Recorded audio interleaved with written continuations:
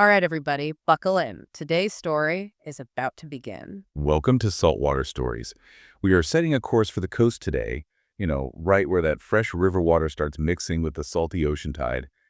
The air there is it's filled with the promise of a big catch. It really is. And you might think you know all the great birds of the sky, the ones that soar on these huge, powerful wings. But today, we are tracking a legendary creature. Something truly unique. Absolutely. This isn't just any bird. It's more like an extreme sports athlete of the sky. Huh, that's a great way to put it. I mean, think about it. This creature is part high-altitude scout plane, part water-skimming fishing boat, and part super efficient engineer. If you were going to design a bird specifically to fish and do absolutely nothing else, this is the one you would design. We're talking about a phenomenal hunter. It's got these specialized feet that grip like super rough sandpaper. And its eyes. They work perfectly, even when it's looking right into that bright, shimmery, reflective water. Yep. And it can handle crashing into the ocean at just breathtaking speed. This ultimate fishing machine is sometimes called the sea hawk or the fish hawk, but its official name is Pandion heliatus. Today, we are putting the spotlight on the magnificent Osprey. And the Osprey story, it is just one of spectacular adaptation in these incredible journeys. So to start our adventure, I think we should share one of the most brilliant tricks this bird has up its sleeve. Oh, I know what you're talking about. It really shows just how much thought, evolution put into making this creature so efficient. Okay, so let's talk aerodynamics. Let's do it. So picture this. You've been watching an osprey. It's circling way up high over a coastal inlet, and then suddenly, boom, it just drops like a stone. Splashes into the water, and then a second later it comes back up, and it's clutching this wriggling, slippery fish that looks almost too big for it to even carry. Right. And that fish is heavy. It's long. Now, if you were a kid, say, running home with a big, flat pizza box, you wouldn't hold it straight out to the side, would you? No way. The wind would catch it, it'd be flapping all over the place. You'd get tired so fast. Exactly. That's called drag. It's wind resistance. So if the osprey carried that fish sideways, it would be like trying to fly with a giant wet surfboard. It would use up just an enormous amount of energy fighting the wind. But the Osprey has a built-in solution. The moment it pulls that fish clear of the water, it uses one of its most famous tools, a toe that can actually rotate all the way backward. It's incredible. So it doesn't just grip the fish, it turns it in midair. It spins the fish around until the head of the fish is facing forward, tucked perfectly under its body, aligned nose to tail with the direction of flight. It transforms that floppy sideways surfboard into a sleek, streamlined torpedo. That simple twist is it's genius engineering. Experts who've studied osprey flight, they've calculated that by carrying the fish head first, the bird just drastically cuts down on wind resistance. And that saves energy, right? A lot of energy. A lot. This one maneuver can save the osprey up to 20% of its total energy during that flight back to the nest. Wow, 20%. That's huge. It is. That's the difference between, say, flying 2 miles or maybe running out of fuel halfway there. It's a survival decision made mid-flap, and it guarantees maximum efficiency for a bird that hunts all day long. And that's where this gets really interesting. For this exploration, we're going to trace the osprey's story from its ancient origins all the way to its current role as a kind of guardian for our salt marshes and estuaries. We will uncover the secrets behind those special feet and eyes, understand the geometry of its perfect plunge, and we'll follow it on its great intercontinental journeys. The osprey is really like a mirror for the health of our water systems. It really is. Yeah. Its unique, specialized life story, from its deep evolutionary history to its current challenges with, modern pollution, it helps us understand that critical balance of our watery world and why this bird is truly a critical global citizen. Okay, so let's start by tracing this creature's fascinating family tree. When we talk about birds of prey or raptors, most of them, the hawks, the true eagles, the kites, they all share a very large, very close family tree. Right. They're like a big group of first cousins, all related. Yeah. But the osprey, it's different. How different are we talking? Remarkably different. Almost all other diurnal raptors, Yeah. the ones active during the day, they belong to this huge family called Accipitridae. They have these generalist hunting skills. They can grab a mouse, a rabbit, sometimes a fish. But not the osprey. No. The osprey, Pandion heliatus, is the only living member of its very own family, Pandionidae. It's not just a distant cousin. It's like an entire branch of the family tree that split off a long, long, long time ago. So, if the other raptors are a family that branched out into all kinds of hunting jobs, some hunting squirrels, some hunting other birds, the osprey's ancestor decided millions of years ago, nope, I only want to fish and I'm going to get really, really good at it. That is precisely it. Molecular studies, fossils, they all show that this deep evolutionary separation happened an astonishing 50.8 million years ago. 50 million. I can't even picture I that. know, it was during the Eocene epoch. That's before many of the modern bird groups we know today even existed. This profound split means the osprey lineage has had 50 million years to refine one single unique skill. Piscivory, the art of eating fish. The art of eating fish. They are the absolute definition of a super specialist predator. And that depth of specialization is what allowed the osprey to become a true world traveler, or what biologists call a cosmopolitan A citizen. cosmopolitan citizen, yeah. That term cosmopolitan distribution, it just means the species lives almost everywhere on Earth where the right habitat exists. And for the osprey, that habitat is water. Right. It means it's found on every single continent, except, of course, frozen Antarctica. This global reach is entirely dictated by one non-negotiable requirement. They have to be near shallow, relatively clear, fish-rich water that's easy to access. So that's why we see them all around coastal estuaries, bays, those brackish salt marshes. The coastline is really their perfect home. As long as there's a fish to catch and a high spot to build a nest, they can thrive. Doesn't matter if that spot is in Scotland or Southeast Asia. And because they've spread across so many different climate zones and continents, the single osprey species has kind of adapted a little to local conditions, right? Giving us 4 distinct subspecies. Yes, and it's a great example of how climate and geography can shape an animal's life. So let's meet the 4 members of this global family. Where do we start? Let's start with the one that gave the species its name, the Eurasian osprey, or P.H. heliatus. This subspecies covers that massive land mass of the Palearctic Europe, Northwest Africa, and Asia. Okay, and what makes them unique? They're considered intermediate in size, but their defining feature is their migration. Because the lakes and coastal areas of northern Europe and Asia freeze over completely in the winter, they have to fly these immense distances south. Where do they go? They winter in warmer zones like Central Africa or the Indian subcontinent. Their whole life is just defined by the seasons and the cycle of the ice. Okay. Next up, we have the American osprey, P.H. carolinensis. This is the one most of us in North America would probably recognize. The American osprey is typically the largest and the darkest of the 4 subspecies. It's got the boldest, most defined dark markings on its feathers. And they migrate too, right? Oh, yeah. They are extreme long-distance travelers. They breed from the far northern parts of Canada all the way down to Florida. But like their Eurasian cousins, they have to migrate south. They follow the coastlines down through the Caribbean and winter deep into South America, sometimes even reaching the Amazon basin. Wow. Their migration is just this monumental feat of endurance. Thousands of miles twice a year. It's incredible. Okay, so now let's look at the 2 subspecies that had a much easier commute. The ones who figured out if you live where the weather is always nice, you don't have to pack. Exactly. We have the Caribbean osprey, P.H. ridgway. This one is found year-round throughout the Caribbean islands, the Bahamas, Central America. And crucially, they are non-migratory. They're residents. And they look a little different too. They do. They're noted for having a much paler head and breast compared to their migrating relatives. Why the paler color? It's just a fashion choice. Well, it's likely an adaptation to the intense tropical sun.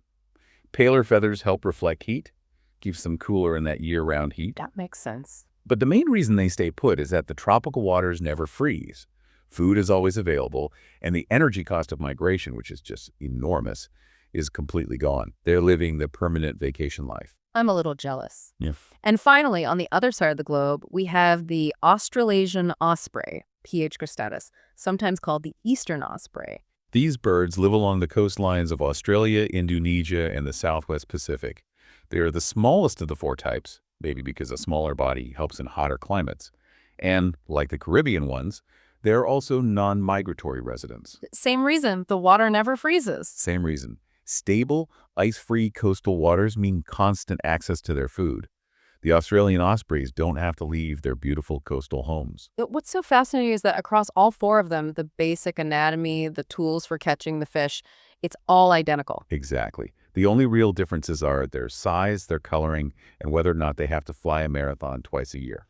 It really emphasizes that the availability of liquid water is the single most important thing in the osprey survival strategy. That's right. The migratory versus non-migratory thing is a direct result of the freezing point of water. It's a beautifully simple, globally observed fact that just ties the entire species together. All right, moving from geography to engineering, let's explore the osprey's custom-built toolkit. I mean, this creature is designed, from its feathers down to its toes, to be the most efficient fish catcher in that really difficult environment where air meets water. We have to start with the feet. We have to start with the feet. They're spectacular. The feet are the osprey's core identity. If you look at most raptors, like a peregrine falcon or a red-tailed hawk, their feet are designed to maximize grasping power on, irregular surfaces, tree branches, furry animals. They usually have that 3 toes forward, 1 toe back arrangement. Right. And that's perfect for a land animal, but it's totally useless for a slippery fish. Yeah, if you imagine grabbing a long cylindrical bar of soap with that kind of grip, it would just pop right out. So the osprey had to develop some special tools on its feet to solve this. 3 key tools. Tool number 1 is the reversible toe, which gives them what's called zygodactyl capability. Zygodactyl sounds complicated. It just means that in most raptors, that outer toe is permanently facing forward. But the osprey, it can rotate its outer toe 180 degrees backward. A full 180 degrees, so they can go from that standard 3 forward, 1 back grip to a perfectly balanced 2 forward, 2 backward grip. Why is that symmetrical grip so important for fishing? Well, because a fish is cylindrical and it's slippery. That 2-and-2 setup acts like a specialized symmetrical locking pincer.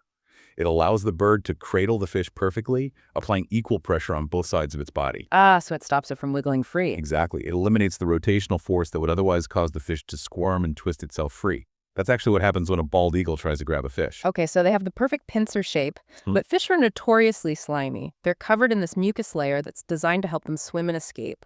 How do we deal with that? That brings us to tool number 2, the spicules.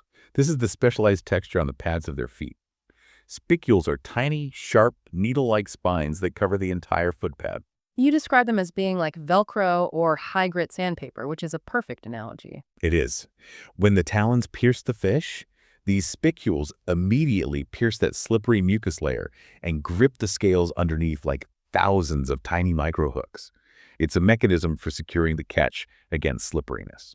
So with the spicules, the fish would just slide out no matter how strong the grip was. It would. That's Amazing. And tool number 3 involves the talons themselves, the actual claws.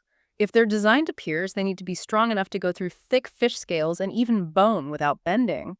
And that's why their talons have evolved into a perfectly round cross-section.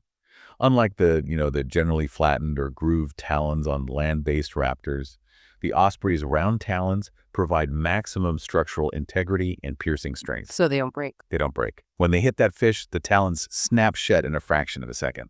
We're talking the 150th of a second. And that round shape ensures a clean, deep, secure hold.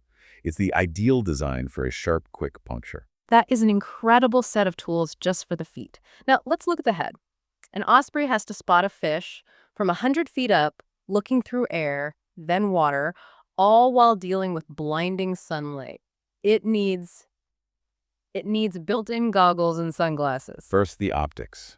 The osprey's vision is just phenomenal. It's estimated to be 6 to 8 times sharper than a human. 6 to 8 times. Yeah. They have an extremely high density of light receptors on their retina, functioning like a super high-resolution camera.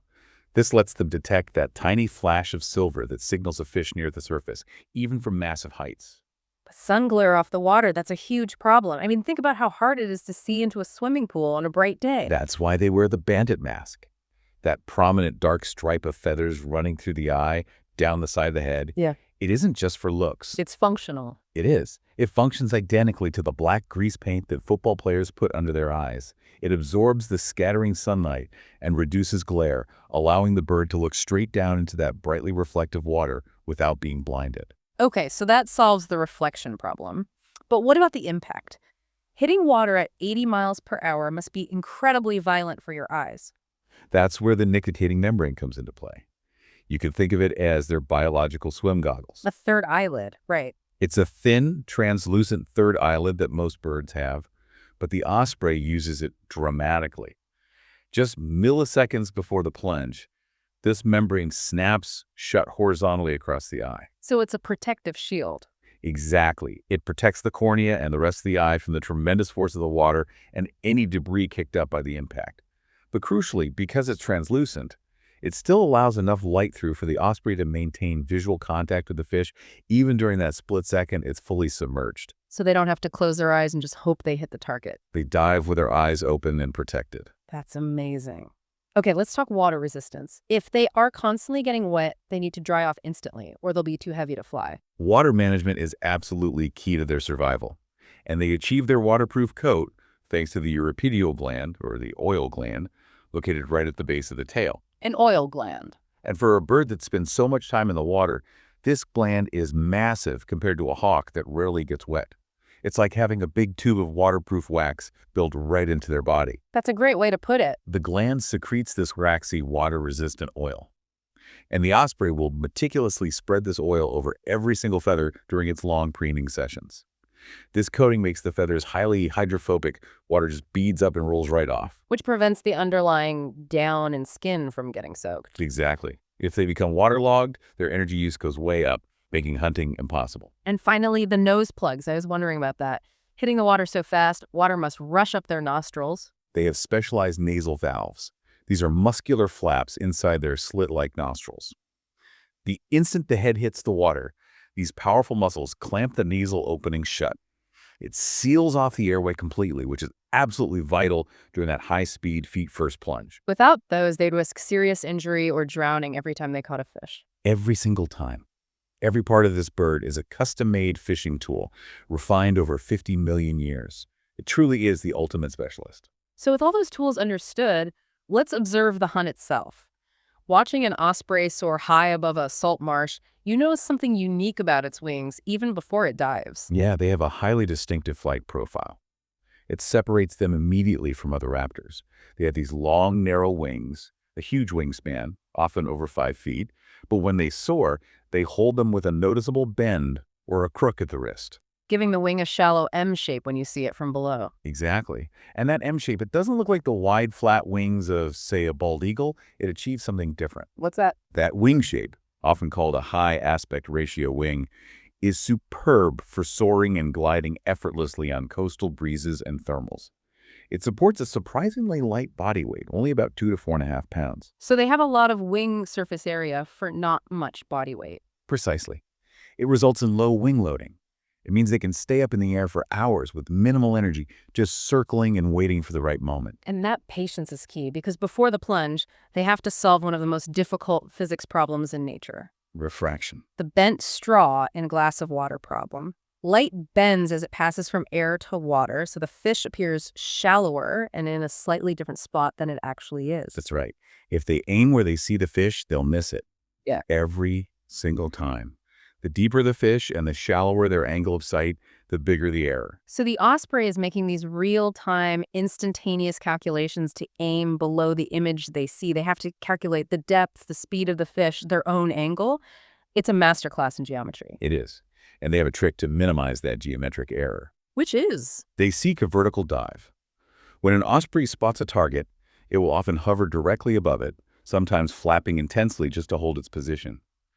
If the dive is perfectly vertical, at 90 degrees to the water, the distortion from refraction is minimized. So the apparent position and the actual position are almost lined up. It simplifies the targeting. Greatly. That's why you see them adjust their position so carefully before they commit to the plunge. And once they commit, the speed is it's astonishing. They drop from heights of 50 to 100 feet. They're converting massive amounts of potential energy into kinetic energy. They fold their wings tightly back, creating the most streamlined profile possible, and they just plummet at speeds reaching 70 or even 80 miles per hour. It's an act of total trust in their own specialized equipment. And we talked about how dangerous hitting that dense water is. The impact protection is just phenomenal. It has to be. The bird has to enter the water smoothly to avoid injury, and like we said, milliseconds before impact, those powerful feet swing forward. They act like shock absorbers and a hydrodynamic wedge. breaking the surface tension. Exactly. They break the surface tension, absorbing the shock and protecting the bird's sensitive head and chest from the massive forces. The whole bird becomes a specialized aquatic missile. Now, let's talk about the hard part, the exit. It's one thing to crash into the water, but how do they lift themselves, soaking wet, carrying a heavy fish straight back into the sky? This is the exit challenge, and it requires immense power. An osprey might go completely underwater. Water soaks the outer feathers, increasing their weight, and they're pulling a load of fish that can weigh up to half their own body mass. So an osprey that weighs 4 pounds might be pulling a 2-pound fish plus a pound of wet feathers straight up. Exactly right. They rely on extremely powerful high-amplitude wing beats, just massive, deep sweeps of the wings to lever themselves out of the water. That low wing loading we mentioned, combined with the power from those wings, helps them achieve a vertical takeoff from almost zero airspeed. It is the ultimate energy drain. Wow.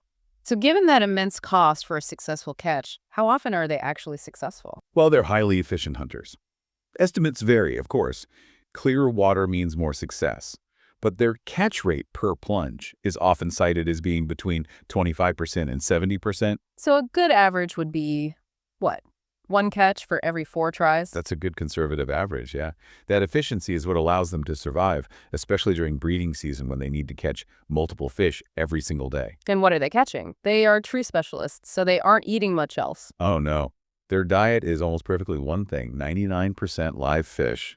They target species that swim close to the surface, usually in the top 3 feet of water. So, abundant coastal fish like menhaden, mullet, flounder, depending on where they are. Their specialization means they're incredibly sensitive to the health of those fish populations. Extremely sensitive. Okay, before we leave the hunt, we have to talk about the sky pirates.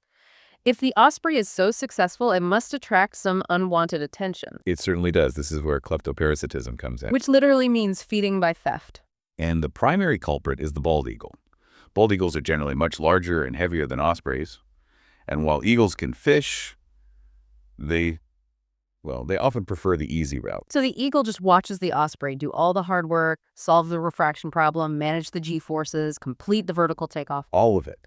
As the osprey struggles to fly back to its nest with that heavy catch, the bald eagle will aggressively harass it, dive bombing and circling the smaller bird over and over. Until the osprey just gives up and drops the fish. It has to, out of self-preservation. And the eagle just swoops down and snatches the falling fish in midair. A free lunch. It's pure opportunistic piracy. And it forces the osprey, which is just a massive amount of calories, to immediately turn around, go back to the fishing grounds, and try to catch another one. It significantly increases the energetic cost of survival for them. For our northern subspecies, the American and Eurasian ospreys, the cycle of life isn't complete without this marathon journey. We are talking about an intercontinental odyssey to escape the ice. It is truly one of the great migration stories of the animal world. For North American ospreys, as soon as the coastal areas start to get cold and ice threatens to cover the water, they embark on a journey that can take weeks. They don't just fly straight over the open ocean, do they? No, that's too risky. They prefer to stay over land or island hop. The East Coast population uses routes that often take them through Florida, across Cuba, Hispaniola, and then down through the islands of the Caribbean to South America. And they're headed for warm wintering grounds. Right. Places like the vast, fish-rich marshlands of Venezuela, or even deep into the Amazon River basin. We need to put the scale of this journey into perspective. How much flying does one bird actually do in its lifetime? Okay, so if an osprey lives a healthy 15 to 20 years, migrating every single year, that individual bird may log well over 160,000 miles in migration alone. 160,000 miles. Yeah. That's like flying around the Earth 6 or 7 times. It's unbelievable. A single one-way trip, say, from New Jersey to the Amazon can be over 4,000 miles. They fly continuously, sometimes covering 200 miles in a single day. And the most astonishing part for me is how the young birds do this with absolutely no guidance. The lonely teenagers flying solo across continents that they've never even seen. That is the ultimate proof of their innate abilities. Juvenile ospreys, they're barely a few months out of the nest, and they migrate completely alone. Their parents leave first, and the juveniles leave weeks later. They don't follow an adult or join a flock. So how do they know where to go? They rely on something called vector navigation. Vector navigation. That sounds like a drone with a pre-programmed route. It's essentially a genetically pre-programmed GPS. The young bird is born with the instinctive knowledge. Fly south-southwest for 4 weeks, then turn and fly due south for 2 more weeks. They're following an internal magnetic compass and a clock. That's a huge leap of faith in your own genetics. And once they get to those tropical wintering grounds, they don't immediately turn around in the spring, do they? No, they don't. And this is another crucial survival strategy. The juvenile gap year. A gap year. Yeah. While the adult ospreys return north every spring to breed, the young birds stay in the tropical south for a full 18 months before they even attempt their first trip back north. Why the extended holiday? That 18-month period is vital for them to mature. They use that time to grow, get their adult feathers, and most importantly, master fishing. Remember how difficult the plunge, the refraction problem are? Of course. If a young osprey tried to breed before it was a guaranteed master fisher, its chicks would starve. The gap year ensures they are physically and skillfully ready for the immense demands of being a parent. Once they are mature and return north, the goal is finding a mate and setting up a nest. And the male's courtship ritual is nothing short of spectacular. It is the ultimate aerial performance. It's known as the sky dance. To attract a female or to confirm the bond with a partner, the male will ascend dramatically, sometimes spiraling up to 1,000 feet or more in the air. And he'll often carry a prize, right? Like a fish or a big stick. Yes. Showing off his building and hunting prowess, he's basically saying, look how strong I am and look how much I can provide. I get it. And from that great height, he performs these massive roller coaster-like dives known as undulations, tumbling and screaming this high-pitched call. It's a dramatic display of fitness and territorial ownership. And if the female is impressed, If she is, the courtship progresses to courtship feeding. this sounds like the ultimate trial period for the male where he has to prove his worth. He absolutely does. Mhm. During courtship feeding, the male takes over all hunting duties. He has to provide a steady stream of fang to the female. She uses this time to build up the critical fat and nutrient reserves she needs for making eggs. So if he can't deliver, she'll leave. If he fails to be a consistent provider, she will abandon the nesting attempt. It ensures her limited resources aren't wasted on a male who can't reliably feed a family. Smart. Once a pair is established, they commit to a location, right? They show Yeah. this incredibly high site fidelity. Yes, they return to the same nest, or eyrie, year after year. And ospreys are phenomenal construction engineers. Because they add material every single season, their nests become these monumental structures. They build them up high on anything stable cliffs, strong dead trees, water towers, or those artificial nesting poles we see in salt marshes. Exactly. How big can one of these nests actually get? They're architectural marvels. They're built mainly of sticks, sod, driftwood.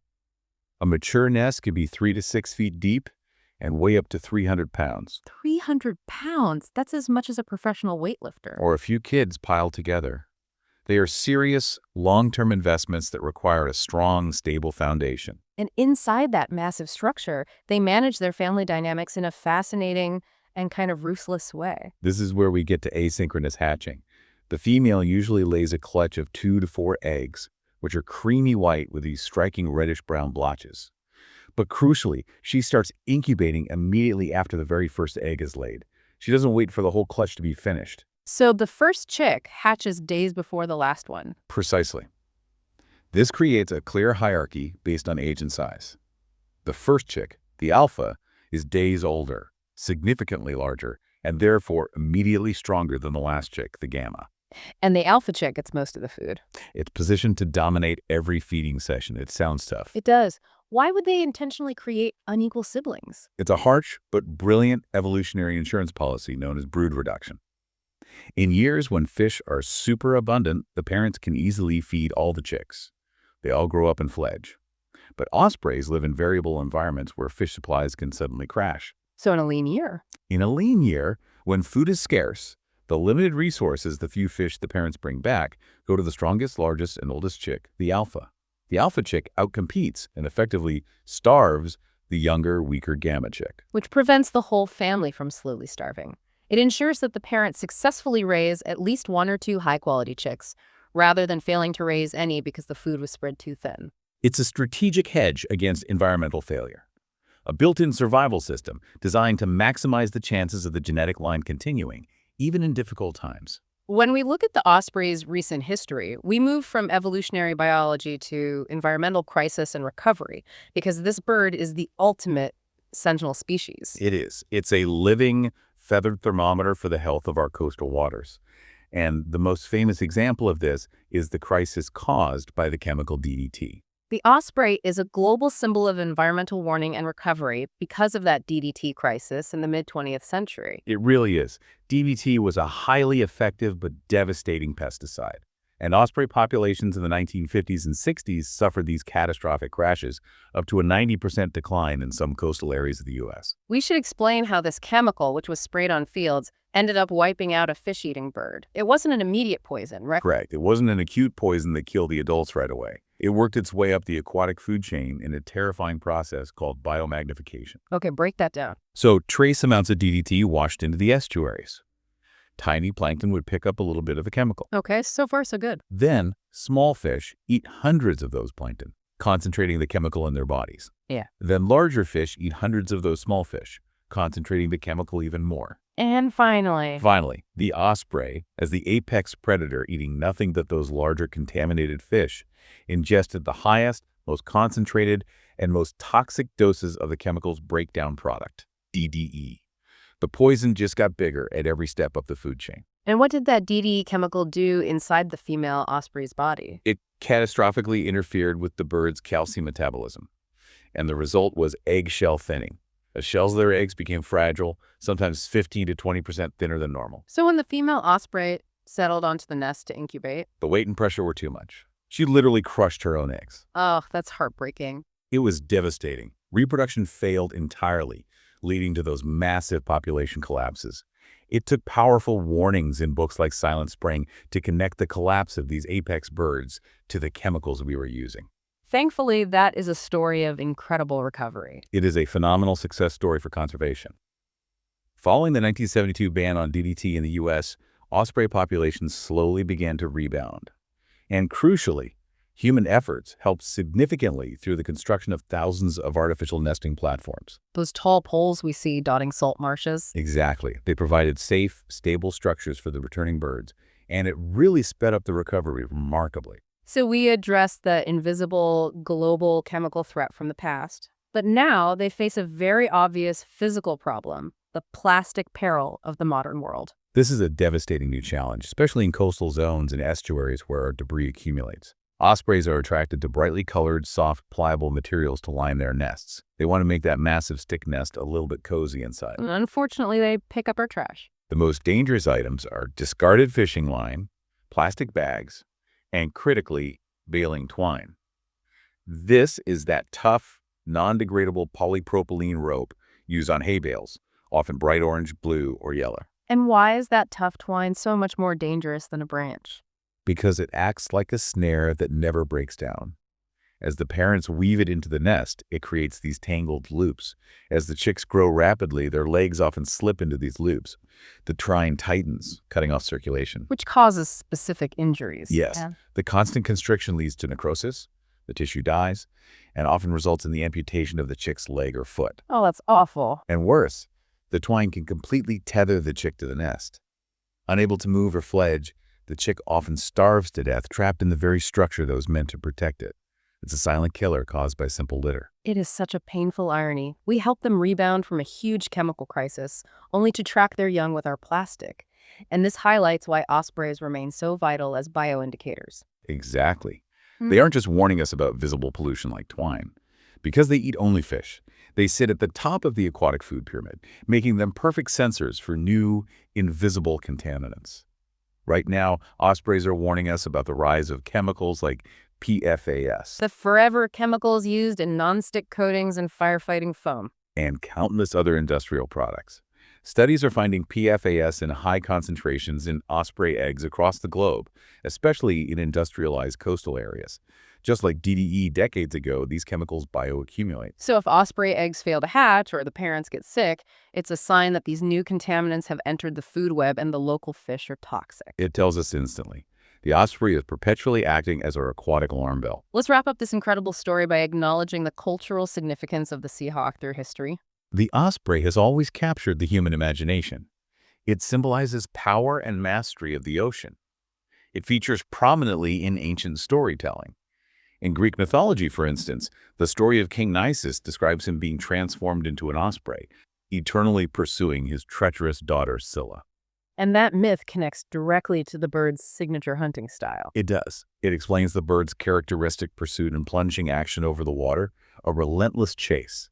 Its intense focus and mastery of the elements made it a natural figure for these dramatic tales. And for many Native American cultures, particularly those near the coasts, the fishhawk was a symbol of great vision and abundance. That's right. For tribes near the Pacific Northwest, for example, the osprey's ability to spot a tiny fish through the glare of the water was revered as second sight, or profound wisdom. It was often seen as a guardian spirit, watching over the waters and symbolizing the great bounty the ocean provides. A symbol of success, focus, and connection to the water world. What an incredible journey we've taken, tracking 50 million years of evolution. We've explored the engineering marvel of a reversible toe, the physics of a perfect vertical plunge, the unbelievable mileage logged by solo migrating juveniles, and the story of resilience that allowed them to recover from near extinction. The osprey is truly a biological masterpiece. It's this magnificent combination of the waterproof capabilities of a sea duck, the soaring elegance of a glider, and the tactical precision of a submarine hunter. It connects the health of coastal Texas with the fish stocks off the coast of Africa. It is the king of the coastal fishing grounds. We really hope you enjoyed this incredible story of the ocean's fisherman, the osprey. Every time you see that distinctive M-shaped shadow soaring overhead, you are looking at a living sentinel, a bird that has overcome tremendous existential challenges. And we saw how the osprey rebounded successfully from a massive chemical crisis like DDT. That proves that when humans recognize the problem and act decisively, nature can indeed recover. But now, their survival depends on us paying attention to the details, making sure that simple pieces of plastic like baling twine and fishing line don't turn their architectural marvels of nests into death traps for their young. So, next time you are near a shoreline, a coastal marsh, or an estuary, keep your eyes on the sky. And when you see that incredible bird successfully pulling a fish from the water, ask yourself, what visible or invisible pollution might the ospreys here be warning us about right now? And what small action can I take to help them continue their amazing story? See you next time on Saltwater Stories.